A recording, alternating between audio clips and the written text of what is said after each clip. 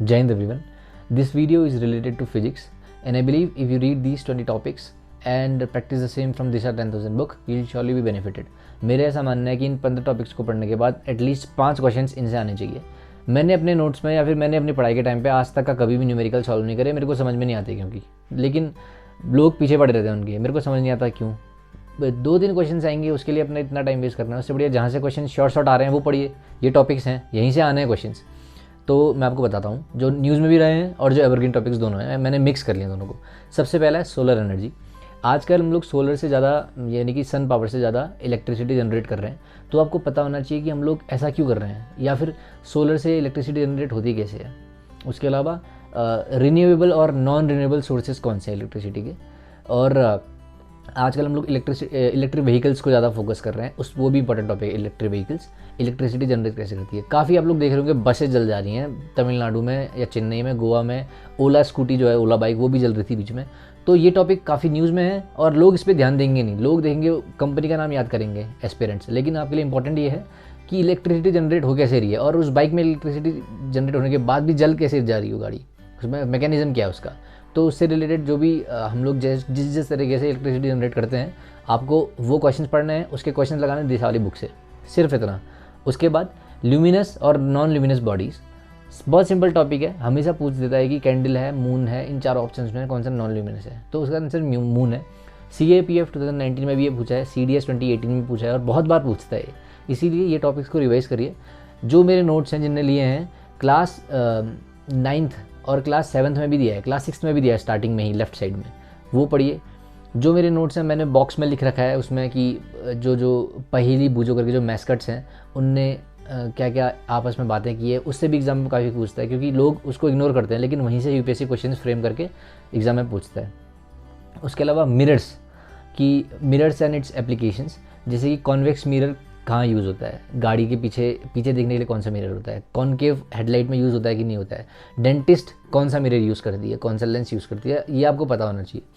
इसके अलावा laws of motions, 3 laws हैं मोशन के, और उसके एग्जांपल पूछ लेता है कि जब हम गन से किसी को शूट करते हैं तो उसमें रिकॉइल जो होता है वो कौन सा उसको लॉ लगता है।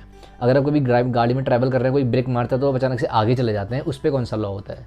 अगर आप एक कार्ड्स रखे हैं ग्लास के ऊपर और एक नीचे वाले कार्ड को मारते हैं तो ग्लास ऊपर के नीचे आते हैं, बाकी आगे नहीं जाते, उसमें कौन सा लॉ अप्लाई होता है। तो आपको ये एप्लीकेशंस आने चाहिए। ये एप्लीकेशंस आपको एक जगह वहीं मिलेंगे, या तो NCERTs में, उसके अलावा दिशा में, क्योंकि जितने भी क्वेश्चंस UPSC ने इससे रिलेटेड पूछे होंगे आपको एक जगह पे वहीं उसी बुक में मिल जाएंगे, तो ये आप कर लीजिए। उसके अलावा पास्कल्स लॉ पिछली बार भी पूछ रखा था, इसकी यूनिट क्या होती है, कहाँ अप्लाई होता है, आपको पता होना चाहिए। फ्रिक्शन, जैसे अगर हम दीवार में एक कील ठोकते हैं तो उस पर कौन सा लॉ, उस पर फ्रिक्शन लगता है कि नहीं लगता है, हम कुछ लिख रहे हैं उस पर फ्रिक्शन लग रहा है कि नहीं लग रहा है, ब्रेक हम लगा रहे हैं तो टायर और सोल, जो टायर और रोड है उसके बीच में फ्रिक्शन लगता है कि नहीं, अगर ज़्यादा फ्रिक्शन लगता है तो स्पीड कम होती है ज़्यादा होती है, आपको पता होना चाहिए। और इसके उल्टे में भी पता होना चाहिए क्या होता है।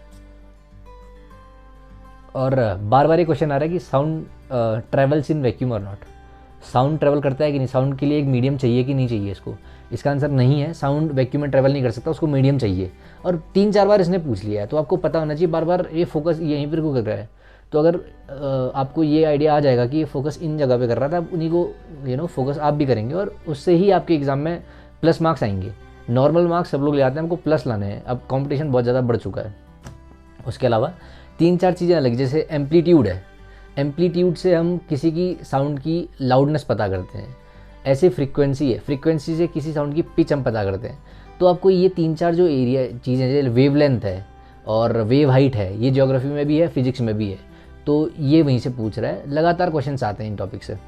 उसके अलावा लाइट टॉपिक से आपको पता होना चाहिए, काफ़ी क्वेश्चन से बनते हैं। पेरिस्कोप, कैलिडोस्कोप, अभी लास्ट ईयर CDS 2020 में आ रखा था कि पेरिस्कोप का यूज़ कैसा होता है।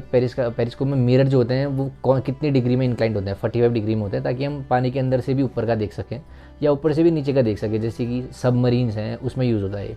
तो आपको ये एप्लीकेशन याद आनी चाहिए, NCERTs में दिया है। उसके अलावा टोटल इंटरनल रिफ्लेक्शन, डिस्पर्सन और रेनबो कैसे बनता है, एटमॉस्फेरिक रिफ्रैक्शन, जो स्टार जब ट्विंकल करता है उस पर कौन सा फिनोमेना अप्लाई होता है, ये सब आपके एप्लीकेशंस बेस्ड पूछता है। UPSC की खास बात यही है कि SSC की तरह वो एकदम रटे क्वेश्चन नहीं पूछता, वो एप्लीकेशंस देखता है कि कहाँ यूज़ होते हैं और वैसे आपको रिलेट करके क्वेश्चन पूछता है।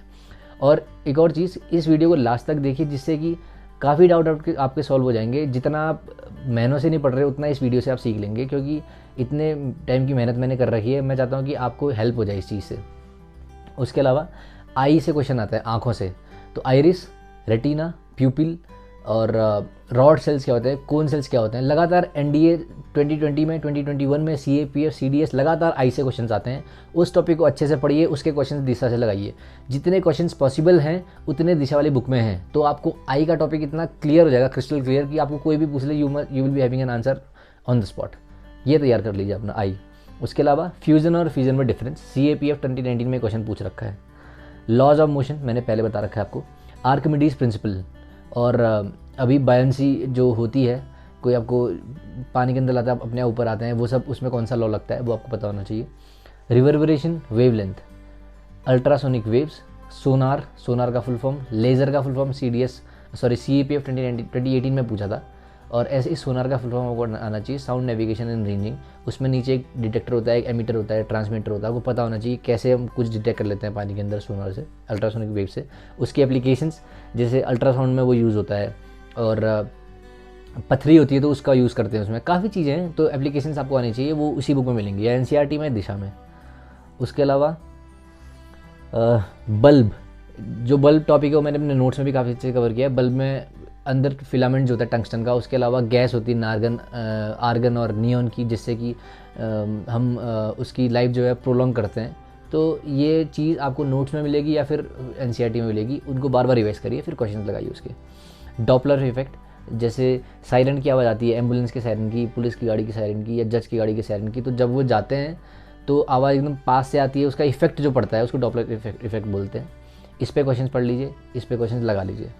उसके अलावा टीपीआई लास्ट में, फिजिक्स के चैप्टर के बाद लास्ट में एमसीक्यूज दिए हैं 4 से 5 क्वेश्चंस, उनको जरूर करिए, वहाँ से क्वेश्चंस आते हैं। हालांकि मैंने अपने नोट्स में भी लिख रखा है हर चैप्टर के बाद जो क्वेश्चंस हैं, या मार्क कर रखा है या लिख रखा है वहाँ पे, क्योंकि पहले पूछ रखा है, या चैप्टर के लास्ट के एमसीक्यू में, जैसे ज्योग्राफी में लिखा है वैसे फिजिक्स में भी है।